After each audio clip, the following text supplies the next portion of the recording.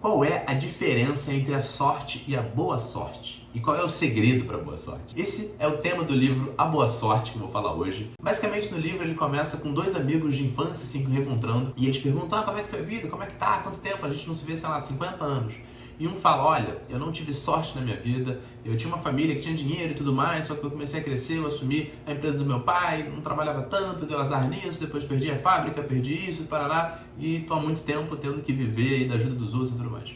E o segundo falou basicamente o contrário, ele falou, cara, eu tive o oposto um pouco, eu era da família mais pobre da rua, comecei a trabalhar nisso, depois fui crescendo, criei uma loja, uma rede de lojas, uma indústria e tal, e hoje ele tava super bem. Enfim, resumindo muito, mas basicamente ele fala, teve uma história que meu avô me contou sobre a diferença de sorte e boa sorte, que é o que eu uso para fundamentar toda a minha vida, foi o que fez toda a diferença, o que me permitiu chegar onde eu cheguei. Você quer ouvir? Eu falo, quero sim. E ele conta essa história.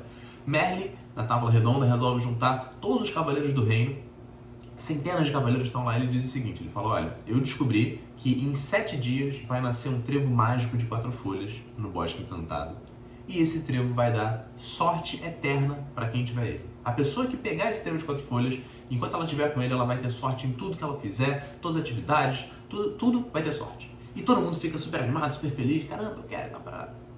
Ele diz, só tem um porém, eu sei que esse trevo vai nascer dentro de 7 dias e sei que vai ser no Bosque Encantado, mas eu não sei mais nada, eu não sei onde vai ser no bosque. E aí, quando ele diz isso, todos os cavaleiros ficam super chateados, irritados, porque o Bosque Encantado era gigante, tinha milhares de quilômetros, milhões de árvores, e todo mundo fala, cara, encontrar um trevo lá, dentro de 7 dias vai ser impossível, pô, é mais fácil encontrar um grão de areia no meio do deserto, eu não vou... E todo mundo vai embora e ficam só 2 cavaleiros, o cavaleiro da capa branca e o cavaleiro da capa preta.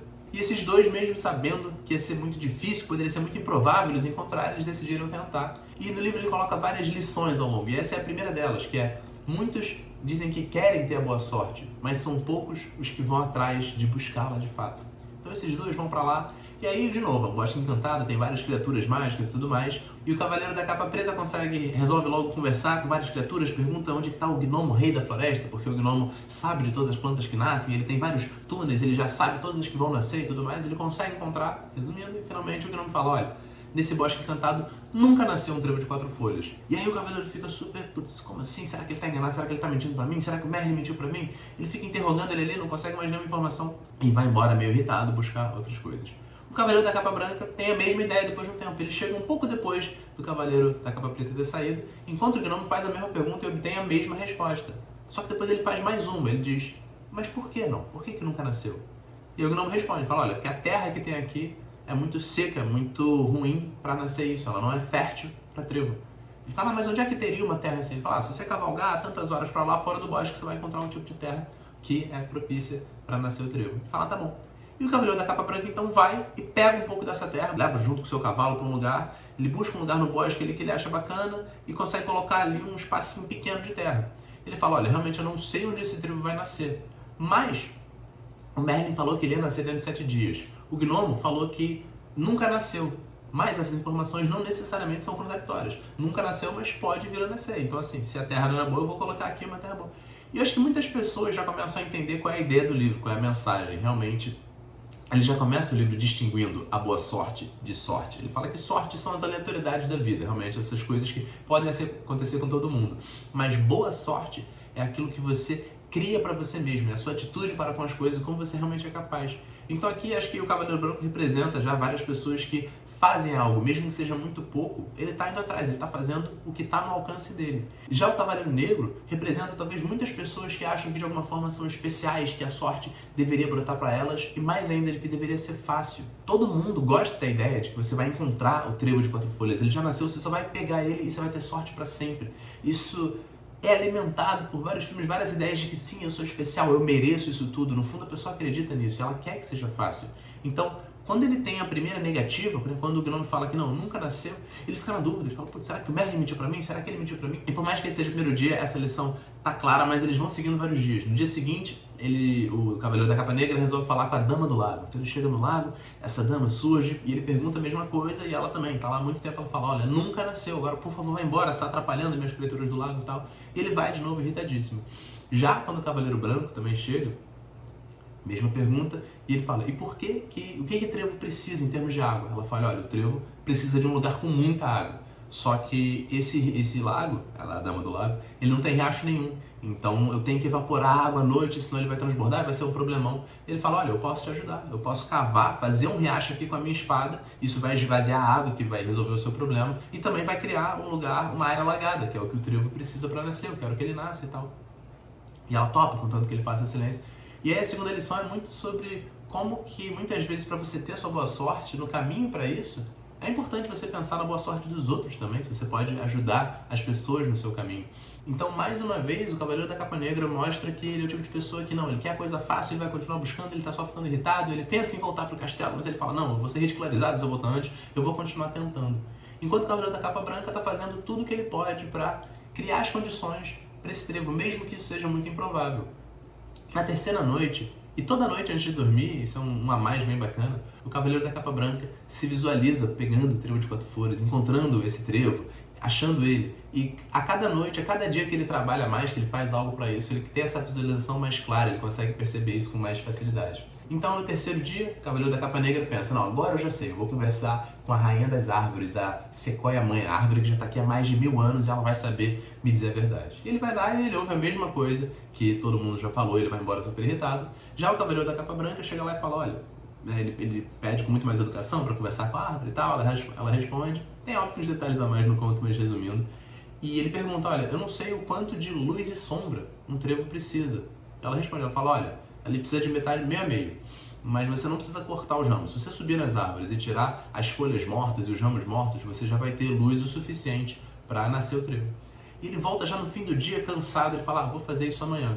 E depois ele pensa, ele fala, cara, não, ainda tem um pouquinho de luz, eu vou subir e vou fazer isso logo hoje. E a lição é que se você deixar para amanhã, se você ficar procrastinando, você nunca vai ter a boa sorte. A boa sorte é sobre criar as circunstâncias para algo acontecer. E criar circunstâncias significa dar o primeiro passo. Então no conto ele sobe nas árvores, consegue arrancar os ramos e tal, parará. No dia seguinte ele acorda, ele vê que o volume de luz e sombra está certinho.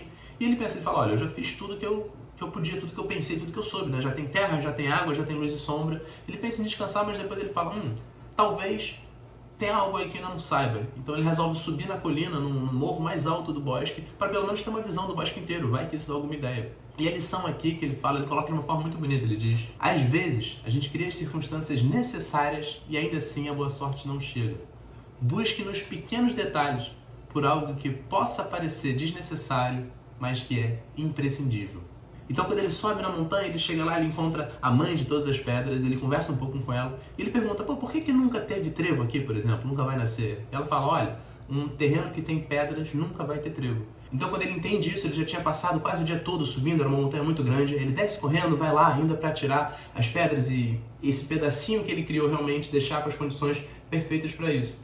Enquanto o Cavaleiro da Capa Negra segue na mesma lógica de buscar cada vez mais fortalecer a crença que ele tinha de que o Merlin tinha mentido para ele ou de que estavam enganando ele de alguma forma. E no último dia, os dois cavaleiros se encontram, o Cavaleiro Negro passa por ali, percebe o que ele fez, aquele campo e tal, e o Cavaleiro Branco explica para ele, fala, olha só o que eu fiz, né? Eu trouxe a terra, eu trouxe a água, eu fiz isso aqui, eu tô criando as condições para esse trevo poder nascer. E o Cavaleiro da Capa Negra corta ele e fala, cara, você é idiota, o que você tem na cabeça, né? Olha só o tamanho desse bosque, você criou uma área de menos de 1 metro quadrado, dentro de milhares de quilômetros. Como é que você acha que o trevo vai nascer aí? Você tá maluco, o Merlin enganou a gente, ele mentiu, você vai voltar lá e tal, parará, enfim. Se separam e falam, ok, é o que tem que fazer. E na última noite, o dia antes do trevo nascer, aparece uma bruxa que vai falar com cada um deles individualmente. Primeiro ela vai falar com o Cavaleiro da Capa Negra e ela diz, olha, o Merlin mentiu pra você. Na verdade, esse trevo vai nascer no Jardim do Palácio. E ele quis falar isso pros cavaleiros pra mandar todo mundo embora, pra despistar a galera. Volta pra lá, mata ele, pega esse trevo porque ele tá te enrolando. E o cavaleiro que já tava mal ou bem desconfiando do Merlin, estava muito chateado com a situação, ele monta no cavalo e cavalga a noite inteira pra voltar pra cidade.